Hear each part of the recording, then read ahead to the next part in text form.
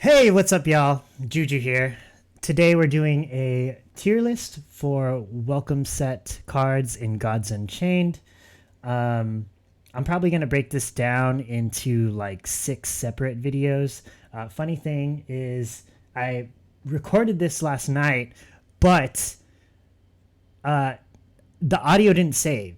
And I went on for about an hour and 20 minutes talking about each card individually. So that kind of sucked. But yeah, it's a blessing in disguise though, because it gave me time to really think about how I wanted to package this content. And honestly, we're probably just going to go by each class.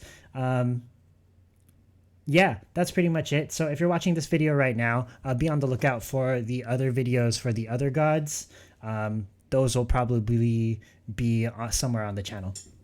But without further ado, let's go ahead and begin. So with this tier list, I'm going to go about it like if I was a free-to-play player. So I'd rate all these cards based on the perspective, like I didn't have any cards, I didn't want to spend money on the game, just want to make a deck with what's available to me. That way, yeah. Because honestly, if you pay to play player, you're probably not going to be using welcome set unless you're playing like war or aggro, to be honest, just to be frank. There are some cards that are going to be really strong, but overall, in general, the welcome set is kind of weak in terms of card power. But it is what it is, right? Luckily, the core cards are pretty powerful, which is nice.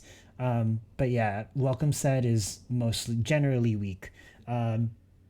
But yeah, just going over the key for the tiers. Oops, that's for the next video. Just going over the keys for the tiers. S tier is very powerful. A tier is consistently good, but not game breaking.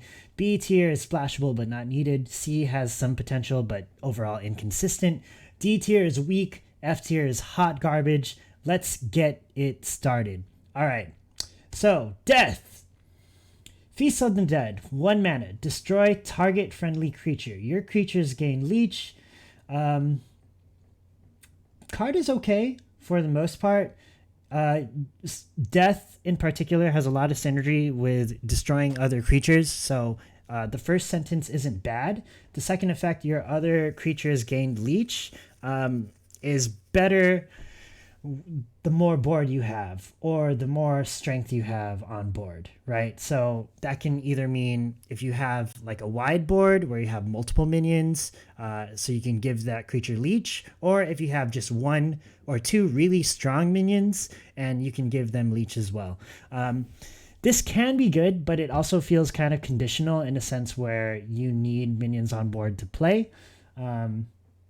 And you also would ideally want a minion on board that you'd want to sacrifice. I could see this being played as like a last resort, like I need to heal card in control decks, but overall it's very situational. So I'm going to put this in C tier. Next up, we have Soul Bargain, which is B tier. 1 mana, give target creature Soulless, draw a card. Honestly, Soulless isn't really a big deal. You can probably use this card on something that you don't plan on reviving. 1 mana, draw a card is pretty solid in my opinion. It's always good to have cycle in a deck. If I was a free-to-play player, I would consider this as an option, so that's why it has B tier. Next up is Just a Nibble. Oops, again, I keep doing that. Next up is Just a Nibble. This card is A tier. Reason being is it's a 2 mana, deal 1 damage to a friendly creature and heal your god. You don't have to destroy the creature, so that's always good. You can play it on a creature that you plan on trading in anyways. 2 mana, 7 heal for 7 is pretty good value. It's also burst heal, which means you don't need, unlike Feast of the Dead, you don't need a minion to attack, which is good. I think it's a solid card. That's why I give it A tier. It's also used in a lot of like top tier death decks right now, notably Board Wipe Death, which if you haven't seen that video on the channel and you want to learn how to beat it, feel free to check that out. But yeah, anyways, Just a Nibble, A tier, very good value for what it is. Next up, we have Possessed Acolyte, which is B tier. Okay, so I liked this card. This card actually stood out to me when I was a free-to-play player because it was a 2 mana summon a 6/6 if you have 15 health or less, right? So essentially it's an 8/8 worth of stats for 2 mana, which is really good. The only downside is you don't want to play this on turn 2 when you have 2 mana, right? You want to play this when you have 15 health or less, which is probably later on in the game, which means your opponent would probably have more access to removal options to deal with your 6/6. It's a good card if you can make it work, for sure, or if you feel like, you have a deck that damages itself and is really easy to get to 15 mana. However, in the current environment, especially in the metagame right now, there are a lot of aggro cards or aggro decks that can burst you down from 15 really easily within the span of 2 or 3 turns. So this can be a hindrance, but honestly, it's pretty good stats. And if you can make it work, more power to you. That's why I gave this card a B. Next up, we have Stygian Collector. This is a C tier card. And the reason why it's a C tier card is because it's 4 mana, which is a pretty decent curve. 7 strength is actually really good. However, 4 health is bad.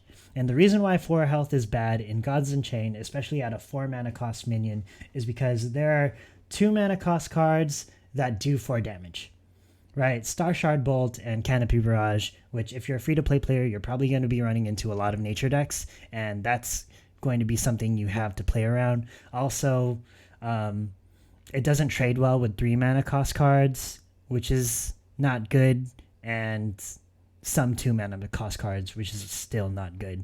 And its afterlife is you obliterate a random card in your hand, so if it dies, you basically burn another resource. So instead of it being a -1, it becomes a -2. Overall, it's can be good though because of the 7 strength. Not gonna lie, that's a pretty big threat on board. And if you can keep it alive for a consistent amount of time, it'll do work for you. However, 4 health is still it just feels bad. So that's why I gave it a C.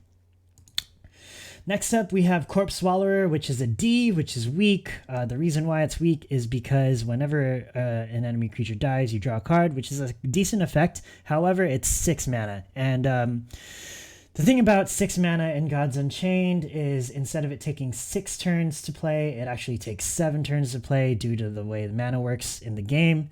5/6 stat line doesn't justify it. You'd want this 5/6 on a 5 mana cost minion, not a 6 mana cost minion. If it was a 6 mana cost minion, I'd want somewhere around 7 strength or 7 health. But yeah, honestly, not a very good card in aggro decks or even control decks. You can probably splash this in a mid-range, but it's very conditional.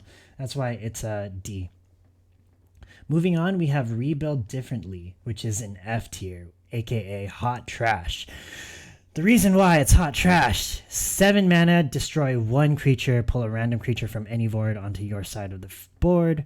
7 mana means you have to wait at minimum 8 turns with a bag of tricks, right? 9 turns if you don't have a bag of tricks, which is a pretty long time because the average game in Gods Unchained lasts 7 to 10 turns, right? So if you draw this card in your opening hand and you have no way to mulligan it out, man, you are stuck with a dead card the entire game, and that just feels bad. Also, the effect isn't too good. You're destroying a target creature, yeah, and you're pulling a random creature from any void, yeah. That would be good if it was 5 or 6 mana, but you want efficient mana, or you want efficient removal in a deck, right? That's why cards like Canopy Barrage are so good, because for a cheap mana cost, you get to do an efficient amount of damage. This is a really expensive card, and it's frankly not game breaking.